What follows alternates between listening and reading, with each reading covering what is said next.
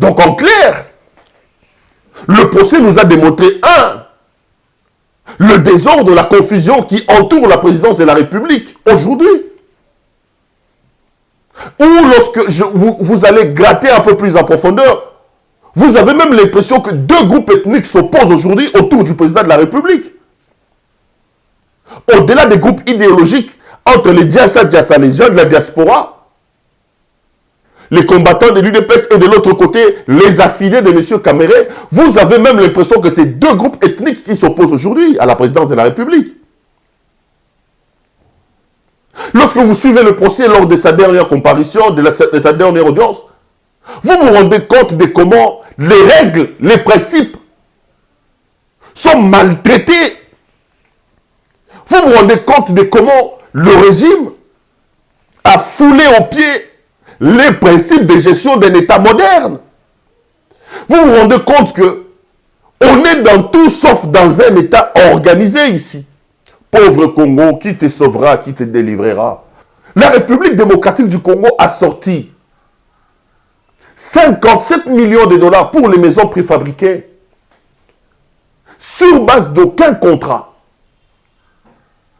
M. Kamere, pendant son procès, s'est organisé pour nous démontrer que les 57 millions étaient couverts par le contrat signé en 2018 par M. Bitakwira, à l'époque ministre du Développement rural. C'est que Bitakwira a suffisamment démontré que c'était faux. Et d'ailleurs, Kamere a été enterré dans cette hypothèse-là par le directeur général de la DGSMP, la Direction générale des contrôles des marchés publics, qui lui démontre qu'aucun avenant n'a été signé dans ce contrat-là et aucun autre contrat n'a été signé, Bandeko. Pendant que pour le Corona, le Congo est incapable de sortir 5 millions de dollars, à Beni et à Butembo, les militaires sont en train de mourir. Nos policiers sont payés 4 000, 40 000 francs. Ils n'ont pas de rations. Regardez les tenues de nos policiers. Ils sont réduits à quémander à la route ici, à triander la population pour nouer les deux bouts du mois.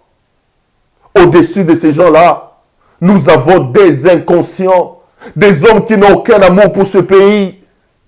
Mais là où je tire mon chapeau au président de la République, c'est qu'ici au moins nous avons un procès. Ici au moins un directeur de cabinet, et pas le moindre, Vital Kamere, allié du président avec lequel il a signé le contrat et il a battu campagne, se retrouve en prison.